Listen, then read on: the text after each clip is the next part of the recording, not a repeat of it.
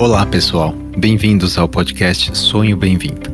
Sou Renato Tomioka, ginecologista especialista em medicina reprodutiva. E este podcast é produzido pela Arte Academy com o apoio da Clínica Vida Bem-vinda. E tem o foco de trazer para você o que há de melhor e mais atualizado na ciência da reprodução humana com a nossa experiência clínica do dia a dia. Acreditamos muito na força da boa informação e o nosso objetivo é ajudar quem precisa a atingir o sonho de ter um filho através de conteúdos de alta qualidade reunidos por quem trabalha com infertilidade. Para mais detalhes, entre no site arte-academy.com.br/podcast. E agora, segue o nosso episódio de hoje. Sejam muito bem-vindas e bem-vindos a mais um episódio aqui do Sonho Bem-vindo. E hoje eu estou com o Dr. Marcelo Rossini, que é um médico formado pela PUC em Sorocaba, onde fez residência em ginecologia e obstetrícia. E hoje o Dr. Marcelo está no Centro de Reprodução Humana Mário Covas, lá no Hospital das Clínicas da Faculdade de Medicina da USP, que é onde nós o conhecemos, e hoje ele também é Fellow de Reprodução Humana da Clínica Vida Bem-vinda. Então, a ideia hoje é conversar sobre a insuficiência ovariana prematura, muitas vezes chamados de menopausa precoce, a gente vai conversar sobre isso, e o impacto na reprodução humana. Como lidar com as pacientes que estão nessa fase difícil de vida, muitas vezes numa idade até jovem, e querem às vezes congelar óvulo, formar embrião, engravidar com os seus óvulos. Espero que vocês gostem desse episódio do Sonho Bem-vindo. Marcelo, seja muito bem-vindo. Olá, Renato, como vai? Bom, primeiramente, gostaria de agradecer o convite de estar aqui no podcast Sonho Bem-vindo. Você sabe que eu sou um fã do podcast e sempre brinco que que ele é meu grande companheiro aí nas minhas viagens. E eu acredito muito nesse formato de informação que vocês trazem aqui, com muita qualidade, em um formato descontraído, que é bastante acessível para todos. Então eu espero contribuir com um pouquinho de informação e conteúdo para vocês, principalmente para falar sobre insuficiência ovariana prematura, que é um tema de muito interesse para mim e que a gente sabe que é bastante angustiante para as pacientes e também para os médicos, né, que lidam com isso no dia a dia. Com certeza, é um tema cada vez mais relevante. Eu diria que nesses últimos anos, o número de pacientes que eu particularmente tenho atendido com esse quadro é cada vez maior, talvez tenha triplicado ou quadruplicado. E com certeza tenho pacientes aqui, todo mundo tem pacientes que vão se beneficiar desse episódio. Então vamos direto ao ponto. Primeiro, Marcelo, o que é insuficiência ovariana prematura ou IOP? Bom, então a gente estima, né, que a insuficiência ovariana prematura ela esteja presente em cerca de 1% das mulheres antes dos 40 anos. E ela é uma síndrome clínica caracterizada pela redução da atividade ovariana em pacientes jovens, né, com menos do que 40 anos, associado a alterações do ciclo menstrual, marcadamente períodos longos sem menstruar. E daí quando a gente vai para a literatura, ler a respeito de critérios diagnósticos, tem muita divergência, é um tema um pouquinho bagunçado em relação a isso. Então, a Sociedade Europeia, em 2015, produziu um guideline, né, que tinha como um dos objetivos justamente uniformizar alguns conceitos e entre eles estavam esses critérios diagnósticos. Então, eles propuseram que seria designado por pacientes com menos do que 40 anos, que estivessem com mais do que 4 meses sem menstruar, associados a alterações dos marcadores de reserva ovariana. E aqui eles utilizaram o FSH com valores maiores do que 25, que deveriam ser aferidos em 2 ocasiões distintas, né, separadas por 4 semanas. E aqui, para quem trabalha, né, com isso, ou ginecologistas, ou trabalham com medicina reprodutiva, é interessante porque a gente já configura esse perfil hormonal de hipogonadismo hipergonadotrófico. Então, são pacientes que os ovários têm uma produção hormonal diminuída, um hipoestrogenismo, e a hipófise, para tentar compensar, eleva, né, a produção das gonadotrofinas. Isso vai ser importante depois para a gente entender um pouquinho as outras etapas, né, os mecanismos que levam à insuficiência ovariana prematura. Eu vou falar um pouquinho dessas terminologias aqui, Marcelo, acho que você falou bastante coisa legal, e que, claro, para o médico é óbvio, mas tem muita paciente aqui que não é da área de saúde e acho que vale a pena a gente colocar todo mundo na mesma página, né? Então, primeiro, o hipo se refere a algo que está abaixo e o hiper ao inverso. Então, um hipogonadismo, quais são as gônadas da mulher? São os ovários, no homem são os testículos. Então, o hipogonadismo na mulher se refere à queda da produção de estradiol, como você falou, a queda estrogênica, né? Que é um hormônio fundamental para a saúde feminina e também masculina. O hipergonadotrófico significa ela tem um hipogonadismo, o estradiol está baixo, com um FSH, que é a gonadotrofina, e muitas vezes o LH também alto, o que indica que a gônada está produzindo pouco hormônio a despeito da boa estimulação da hipófise, né, da boa estimulação com FSH e LH. E isso, claro, configura um quadro de estoque de óvulos, de estoque de folículos mais baixo. E acho que a grande lógica da insuficiência ovariana prematura, no fundo, é o meu estoque de óvulos, meu estoque de folículos e, portanto, a minha capacidade de produzir hormônio e, claro, de engravidar está indo embora, está caindo ou já caiu muito. E isso acontece por diversas causas. Vou até aproveitar aqui o gancho e emendar. Quais são as causas, Marcelo, conhecidas hoje da insuficiência ovariana prematura? Antes da gente falar depois dos outros detalhes de diferenças aí até de terminologia. Perfeito, Renato. Muito legal essa explicação. Então, de uma maneira bem simplificada, os mecanismos fisiopatológicos, né, que levam à insuficiência ovariana prematura, eles seriam basicamente 3, né? Então, depois a gente vai retomar um pouquinho sobre alguns números, né, que as mulheres já nascem com aquele estoque de óvulos, mas de uma forma geral, seriam 3 mecanismos principais. Então, algumas mulheres já nascem com um estoque de óvulos, aquelas células germinativas, numa quantidade reduzida. Essa seria um primeiro mecanismo.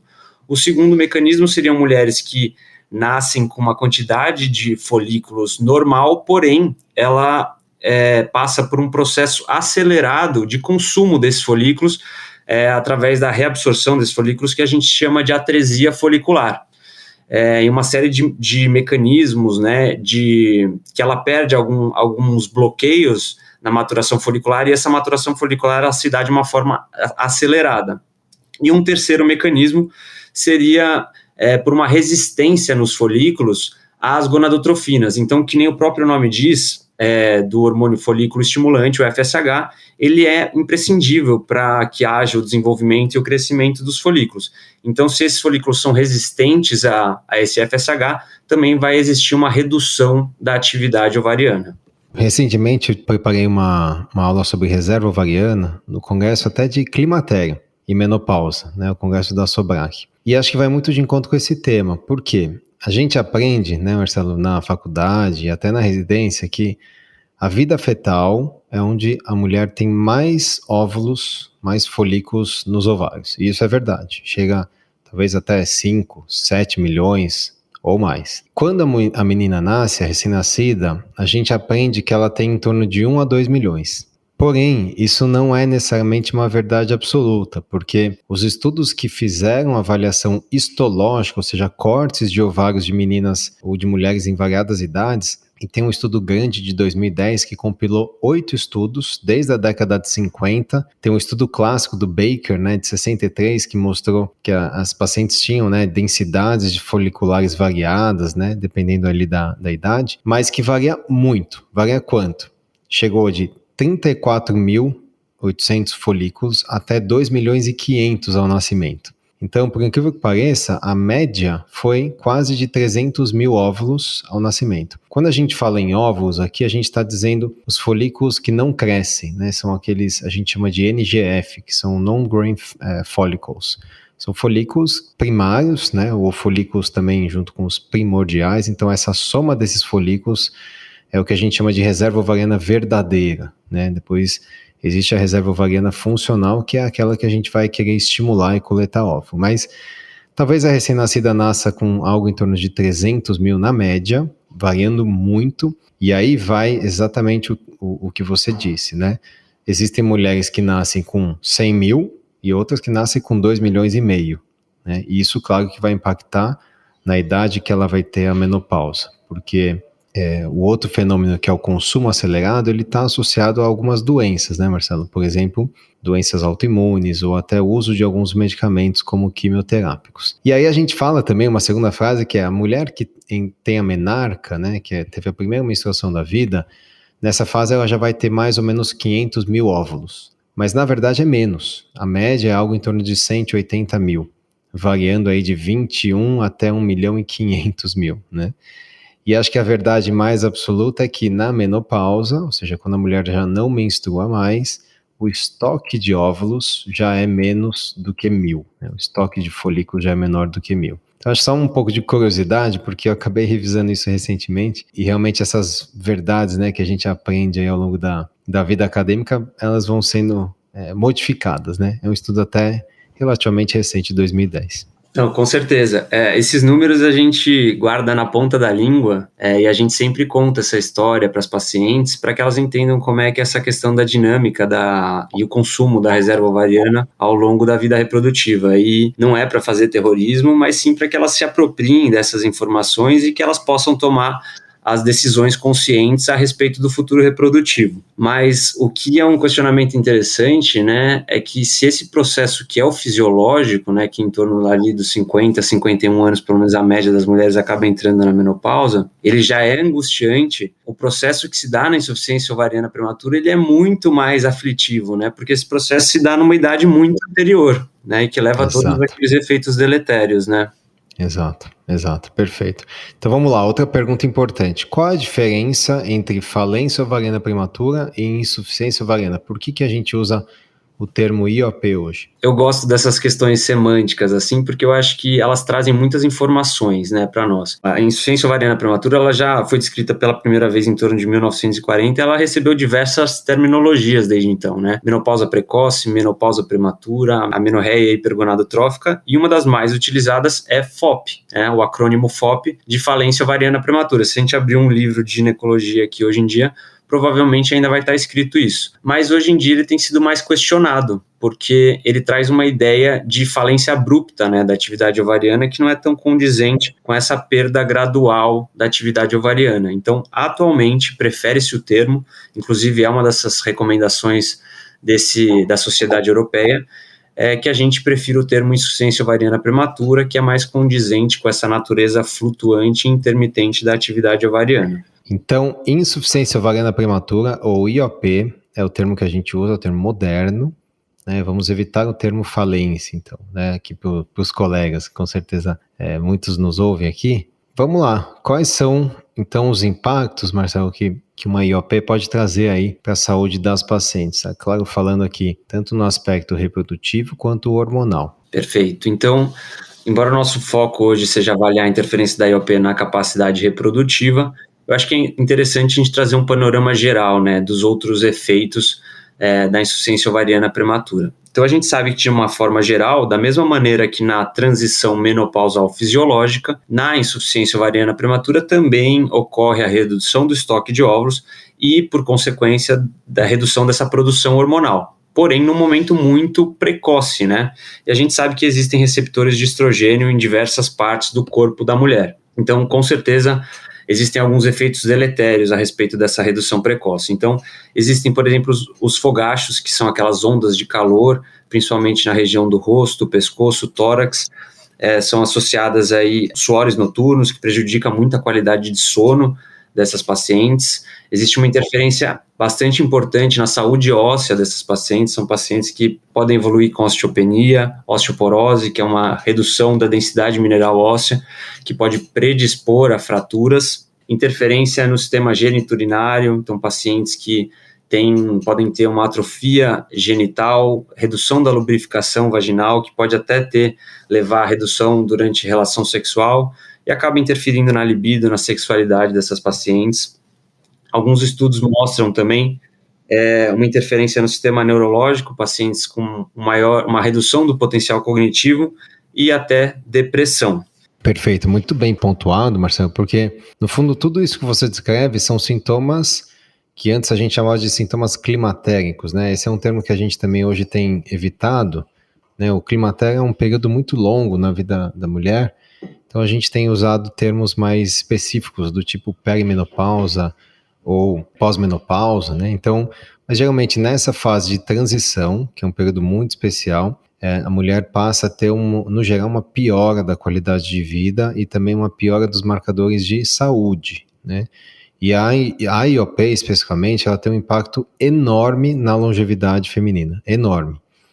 E com certeza a reposição hormonal, a terapia hormonal, especialmente com o estradiol, ela pode reverter muitos desses impactos, né, na saúde geral aí das pacientes, e ela deve ser sempre lembrada também pelos médicos que trabalham com reprodução humana, porque É claro que o foco é muito o óvulo, né? Nós vamos atrás do óvulo, buscar estímulos, buscar protocolos que vão trazer óvulo maduro e aumentar a chance de gravidez. Mas essa paciente, ela não pode ficar desassistida, né? Desassistida em relação à questão hormonal. E olha que curioso, Marcelo, hoje mesmo eu atendi uma paciente que ela tem, acho que ela está com 40 anos agora, ela já tem filhos conseguiu engravidar de uma forma natural, e ano passado ela ficou 4 meses, primeiro semestre, sem menstruar, e depois, segundo semestre, ela voltou a menstruar normalmente, né? E ela me procurou para tentar um terceiro filho, né? E ela já veio com FSH de 60, né, um estradiol baixo, um antimileriano indetectável, ou seja, todos os marcadores de reserva super, né, indicando que a reserva realmente está muito baixa, e me perguntou, será que eu consigo engravidar? Né, será que tem chance ainda, ou eu já estou na menopausa, né, que é um termo muito comum, né? E a resposta objetiva, né, para muitas pacientes que eventualmente estão aí com antimileriano indetectável e estão ouvindo aqui, é que a gente não consegue predizer fertilidade baseado num teste de reserva ovariana.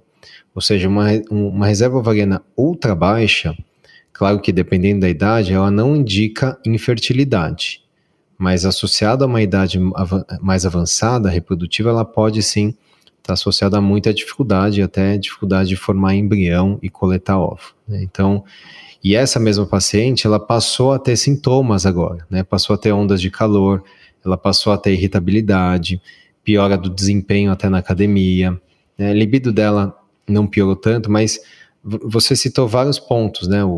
Até a cognição, memória de curto prazo piora.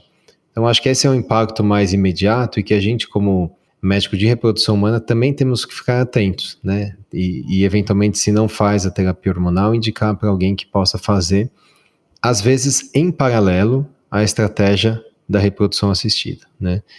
Então, muito bom, acho que você já falou o impacto aqui geral, e eu queria que você falasse sobre o impacto da fertilidade, de uma forma mais objetiva, para a gente já entrar aí nas estratégias de como tratar essas pacientes. Combinado. Então, só trazer uma reflexão que eu achei interessante, pensar que essas pacientes, há algumas décadas, né, quando elas tinham insuficiência ovariana prematura, pelo menos do ponto de vista reprodutivo, talvez elas não tivessem tanto impacto, né, porque elas engravidavam em torno dos 20, 25 anos, já tinham constituído família. E hoje em dia, por diversos motivos, né, por outras prioridades também, as mulheres têm engravidado mais tarde, e daí isso aumenta a chance delas serem surpreendidas por essa insuficiência ovariana prematura. E como você disse, um dos primeiros sinais, né, que surgem é justamente essa alteração do ciclo menstrual. E daí, quando isso acontece, provavelmente essa paciente ela já está num estágio um pouquinho mais avançado na história natural desse consumo folicular. Mas agora falando um pouquinho, né, sobre as intervenções que a gente poderia propor para pacientes que têm insuficiência ovariana prematura e que desejam utilizar óvulos próprios, né? Então, Marcelo, vamos falar um pouquinho das intervenções, né? O que hoje nós temos de táticas para essas pacientes com IOP nesse contexto da reprodução assistida, né? Tanto o paciente que quer congelar óvulo e tem 34 anos e já se deparou com uma insuficiência ovariana prematura, e a paciente que já está tentando engravidar, né, se depara com a infertilidade e até com esse diagnóstico aí de insuficiência ovariana prematura, numa idade mais avançada, por exemplo, 40 anos ou 39 anos. Ok, então, antes da gente entrar nas estratégias propriamente ditas, eu acho que é interessante que a gente relembre aquele conceito que a gente falou no começo sobre a natureza flutuante da atividade ovariana. Então, justamente por essa natureza intermitente dos ovários, existe uma chance de gestação espontânea que gira ali em torno de 5 a 10%. Então, essas pacientes, eventualmente, podem engravidar mesmo espontaneamente. Claro que depende muito da idade, né, Marcelo? Acho que vale uma ressalva aqui, né? Depende muito da idade do diagnóstico, né? Com certeza, com certeza. A idade do diagnóstico e também de quanto tempo depois, né, da última menstruação que ela está iniciando ali as tentativas. E alguns relatos, né, de pacientes que mais de 10 anos após a última menstruação, elas acabaram engravidando espontaneamente. Óbvio que são relatos, né, únicos, né, chama a atenção de todo mundo, mas isso existe justamente por essa atividade esporádica dos ovários. Mas o fato é que para quem quer engravidar, realmente as chances são baixas, né? Então, são tratamentos, às vezes, um pouco frustrantes. Então, classicamente, e essa é uma das orientações da Sociedade Europeia, o tratamento de escolha para essas pacientes é a ovorecepção, é a utilização de óvulos doados. Isso porque é um tratamento, né, consolidado e que traria as maiores chances de sucesso para as pacientes, né? E é um tratamento muito bonito que já viabilizou a construção de muitas famílias, né, e de muitos sonhos aí ao redor do mundo. Inclusive, Renato, a Vida Bem-vinda tem uma rede de apoio, né, uma equipe multidisciplinar com psicólogos, né, que fazem o atendimento ao longo de todas as etapas do tratamento para essas pacientes, né? Sim, nós temos o grupo que é muito liderado aí pela psicóloga Juliana Tifalni e que muitos médicos acabam participando em algumas segundas-feiras, né, falando aí sobre vários temas. E eu sempre falo para os casais, né, a espécie humana é a única espécie que tem essa capacidade intelectual de compartilhar gametas, né, e esse compartilhamento faz com que a gente como espécie seja uma espécie que evolui em vários aspectos, não só no aspecto de evolução natural, né, evolução como espécie aqui no planeta Terra, mas também uma evolução espiritual, por que não? Então, a ovulação sim é uma solução brilhante, né, que é uma solução humana para isso, mas o nosso foco aqui é falar de estratégias, de como a gente pode resgatar e fazer a paciente que tem IOP responder a uma estimulação ovariana. E aí você trouxe isso, né, naquela reunião científica da Vida Bem-vinda, do Art Academy, um artigo até antigo, né, sobre uma estratégia relativamente simples, e eu queria que você comentasse aqui, primeiro, qual é a lógica por trás de uma estratégia para uma paciente que já está com uma reserva praticamente esgotada e um FSH muito alto e muitas vezes um ovário com folículos resistentes ao FSH. O que fazer nesse cenário, Marcelo? Perfeito. Então, existem várias estratégias descritas para tentar reaver esses folículos que ficam dormentes ali, quiescentes nos ovários. E uma das estratégias que teve o melhor desempenho, né, nos estudos, nas revisões sistemáticas, foi a que utiliza estrogênios, preparo prévio com estrogênios, né, antes de realizar a estimulação com as gonadotrofinas. E qual que seria o princípio por trás disso, né? Então, essas pacientes que têm IOP, elas cursam com níveis constantemente elevados de FSH. E daí, existe uma redução dos receptores de FSH nas células da granulosa desses folículos. Então, o objetivo, através da utilização dos estrogênios, seria, através do feedback negativo, reduzir esses níveis endógenos de FSH, aumentar a expressão de receptores, né, novamente, e tornar esses folículos responsivos, mais uma vez, às gonadotrofinas. Perfeito. Como fazer isso, então, na prática? Vamos lá, a paciente está com FSH alto, muitas vezes ela não tem nenhum parâmetro menstrual, porque ela já está aí algumas semanas ou meses sem menstruar. Como organizar isso dentro da clínica? Ela faz ultrassom, ela faz o exame de sangue, ela usa uma pílula. Vamos comentar um pouquinho das práticas que a gente tem aqui, das estratégias. Perfeito. Então eu vou falar um pouquinho do que eu encontrei na literatura. Eu vi aliás, médicos que utilizam, né, o estradiol 2 a 4 miligramas, vi utilizarem agonistas de GnRH e até mesmo pílulas com esse objetivo. Nesse estudo que a gente traz, então ele foi um ensaio clínico randomizado, duplo cego, que foi conduzido pelo Massimo Tartagani, e foi realizado na Itália e publicado na Fertility em 2007. E ele justamente avaliou o efeito do tratamento prévio com etinilestradiol em pacientes com insuficiência ovariana prematura, que seriam submetidas à estimulação ovariana e posterior namoro programado, né? Então eles viram que os parceiros tinham espermograma normal e as pacientes tinham esterossalpingografia normais. Então, esse estudo, ele contou com um N pequeno, né? É difícil reunir tantas pacientes com IOP, mas enfim, foram 50 mulheres entre 24 e 39 anos que tinham valores de FSH maiores do que 40 e períodos de amenorreia maiores do que 6 meses. E daí, nesse caso aqui, ele excluiu pacientes com alterações de cariótipo e pacientes com causas iatrogênicas de IOP. Então, ele deu a entender que ele tentou selecionar pacientes com IOP idiopática aqui. Tem uma coisa que a gente usa muito na prática, né? A paciente com FSH alto, mesmo com folículo visível no ultrassom, geralmente é um folículo que não vai responder ao estímulo se ela já está com FSH alto, geralmente acima de 15 ou 20, né? Então a gente gosta de baixar o FSH e parece uma estratégia um pouco antagônica para os pacientes no primeiro momento, né?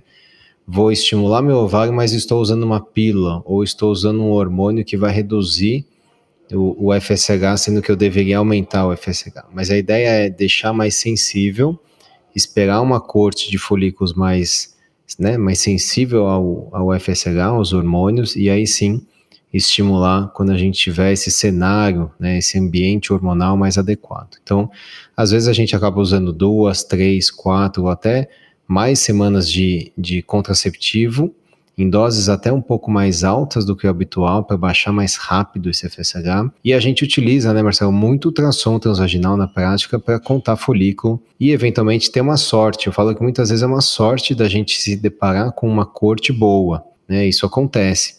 Lembro até hoje uma paciente que ela chegou a fazer uma fertilização in vitro faz muito tempo, ela na época tinha 40 anos, não respondeu, foi para ovodoação e na fila da ovodoação, né, na espera de um óvulo compatível com ela estava já fazendo reposição hormonal com adesivo, né, estradiol transdérmico, e um dia ela veio com sintomas de náusea, um mal-estar, um pequeno sangramento, e a gente foi fazer ultrassom e ela estava grávida, uma gestação evolutiva, o bebê nasceu bem. Então esse é o maior exemplo de que, claro, não é tão comum, mas acontece, né? Eventualmente ela vai ovular e esse óvulo pode ser um óvulo saudável ali e formar um embrião de boa qualidade. O que a gente quer ter é essa sorte, né, na essência da palavra, de encontrar um ciclo favorável. E, no fundo, né, acho que a melhor definição de sorte é quando você tem um encontro ali da oportunidade com o preparo. E aí cabe a nós, né, especialistas, sabermos preparar a paciente para ter a sorte ou a oportunidade, né, de encontrar essa coorte de folículos favorável. Muito bom, acho que tem várias outras estratégias que a gente acabou discutindo em outros episódios, né, para poor responder, coisas que vão desde vitaminas até androgênios. Mas eu queria que você comentasse, Marcelo, especificamente sobre o IOP, de novas estratégias, novas ideias que vêm sendo aí ventiladas na reprodução assistida e até falar um pouquinho sobre potencial do rastreamento para as pacientes com IOP, né? Ou seja, será que então a gente não deveria ficar mais atento àquelas que estão em risco alto de ter uma insuficiência ovariana prematura e aí sim aconselhar antes, já que o tratamento não é tão eficaz, né? Sim, então em relação a perspectivas, né, muita coisa tem sido estudada e a gente realmente progride em relação a isso, mas muitas dessas técnicas estão em campo experimental, então são técnicas que a gente ainda não aplica na prática clínica diária, mas que espero num futuro próximo a gente possa, né, após confirmar o perfil de segurança delas, oferecer com maiores chances de sucesso. Mas estratégias que têm sido promissoras, então o plasma rico em plaquetas, a infusão intra-ovariana, então seria coletada uma amostra de sangue dessas pacientes, essa amostra é centrifugada, se aumenta a concentração das plaquetas e sabe-se que as plaquetas elas possuem grânulos que têm diversos fatores de crescimento que são encontrados nos ovários saudáveis. Então a ideia seria, através desses fatores de crescimento, estimular aqueles folículos que ficam ali em estágio primordial, que eles cheguem até o estágio de folículo antral quando eles passam a ser responsivos às gonadotrofinas. E outra terapia que é bastante nova e também em campo experimental, mas que tem se mostrado promissora, né, melhorando, por exemplo, parâmetros de reserva ovariana, são as terapias com células-tronco. Então, antes se pensava que as células-tronco pudessem ser coletadas da medula óssea, hoje em dia se coleta células-troncos de cordão umbilical, da placenta, até mesmo de tecido adiposo. E daí ela teria alguns mecanismos, né, que ela poderia ajudar nessas pacientes com insuficiência ovariana prematura. Então, acredita-se que ela tem, pelo fato de elas serem pluripotentes, elas poderiam se transformar em células germinativas, mas hoje acredita-se que elas têm um poder de regeneração de um tecido lesado, danificado, que seria talvez o principal mecanismo nas pacientes com insuficiência ovariana prematura. Perfeito. E o que você acha do rastreamento, Marcelo, do screening? O que a gente poderia fazer, até o ginecologista poderia fazer no consultório, né, para o paciente que está lá com seus 20 e poucos anos, 30 e poucos anos, para evitar um cenário de insuficiência ovariana prematura, não evitar exatamente, mas evitar o dano que isso possa causar, especialmente do ponto de vista reprodutivo. Então, propor, né, um exame, por exemplo, usar um marcador de reserva ovariana para que a gente identifique essas pacientes precocemente, realmente é uma ideia muito atraente, né? É muito interessante a gente poder fazer isso. Mas esses marcadores, por exemplo, pelo menos o antimileriano, ele não é a ferramenta perfeita para que a gente consiga identificar quais pacientes que vão evoluir com insuficiência ovariana prematura. Inclusive, tem alguns estudos que mostram que pacientes com antimileriano identificáveis, elas podem continuar menstruando por mais 5 anos. Porém, a gente pode e deve sim estimular, em alguns casos, a realização desses marcadores, principalmente para pacientes entre 30 e 35 anos, que pretendem postergar a maternidade ou que possuem algum fator de risco, né, para a IOP, como, por exemplo, um histórico familiar, ou, por exemplo, pacientes que vão ser submetidas a cirurgias pélvicas, como, por exemplo, manipulação e remoção de endometriomas e teratomas, entre outros casos. Então, em casos selecionados, sim, a gente pode identificar pacientes com baixa reserva ovariana e atuar de uma forma preventiva, por exemplo, indicando o congelamento de óvulos. Maravilha, Marcelo. Acho que é um tema que acomete aí talvez 1-2% das pacientes, mas é um tema muito importante, muito, muito importante, e que eu acredito sim que é possível, né, como você falou, fazer um rastreamento mais lógico, ficar atento a essas pacientes, ficar atento às pacientes que têm histórico familiar, né, tem mãe que teve menopausa precoce, tem irmã que teve menopausa precoce, e isso aumenta o risco em 7 a 9 vezes dessa paciente ter, né. Tem alguns estudos mostrando que filhas, né, mulheres que nasceram de uma gestação gemelar, né, então se você é uma mulher que tem um irmão gêmeo, uma irmã gêmea, talvez tenha uma relação com insuficiência ovariana prematura também, ou seja, a vida fetal ela é muito importante, né, para esse pool de folículos, para o pool de óvulos. E existem vários estudos mostrando que tudo que pode influenciar na vida fetal, na vida intrauterina, pode eventualmente influenciar na reserva ovariana. Então, eu acho que é um pouco de ficar atento e, claro, né, ter essa consciência aí também de não fazer coisa muito exagerada, né? Ou seja, às vezes o excesso de exames pode também causar preocupações desnecessárias, né, Marcelo?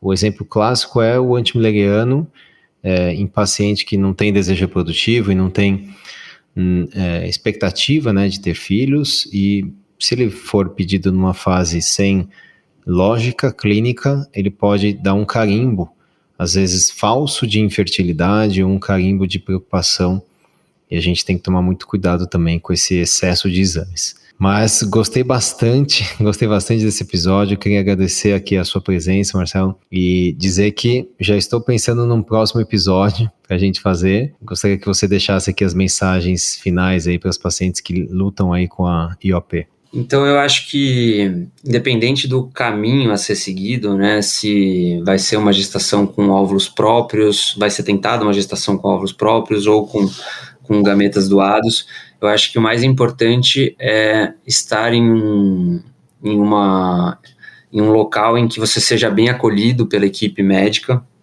que você se sinta confortável com um atendimento multidisciplinar, que vai ter um olhar, né, panorâmico para todas essas questões, né, que são complexas e que envolvem os casos das pacientes com insuficiência ovariana prematura, e que todos estejam alinhados, né, em relação ao que foi decidido pela paciente em conjunto com o médico. Então, só desejo essas pacientes que sigam com muita resiliência nesse caminho, que não é fácil, mas com certeza trará bons resultados. E em relação ao próximo podcast, eu estou à disposição, eu vou ficar feliz de poder viajar, me ouvindo, conversar com você, Renato, vai ser muito legal. Obrigado, Marcelo. E bom descanso aí a todos. Até a próxima. Até mais. Obrigado por estar conosco nesse episódio do Sonho Bem-vindo. Se você estiver interessado em saber mais sobre o que conversamos nesse episódio, entre no site arte-academy.com.br/podcast. Você pode nos encontrar no Instagram, @arte.academy e @vida bem-vinda. Se você gostou desse podcast, ficaremos muito felizes de ouvir sua opinião nos comentários da Apple Podcast ou qualquer plataforma que esteja usando. Esse podcast tem caráter meramente informativo e educacional. Não deve ser utilizado para realizar autodiagnóstico ou automedicação. O conteúdo não é feito para substituir a consulta com um profissional de saúde. Em caso de dúvidas, consulte o seu médico. Somente ele está habilitado a praticar o ato médico, conforme recomendação do Conselho Federal de Medicina. Nenhuma relação médico-paciente é estabelecida aqui nesse canal. E somos muito transparentes em relação aos conflitos de interesse, e levamos isso a sério. Para saber mais, entre no site arte-academy.com.br/sobre.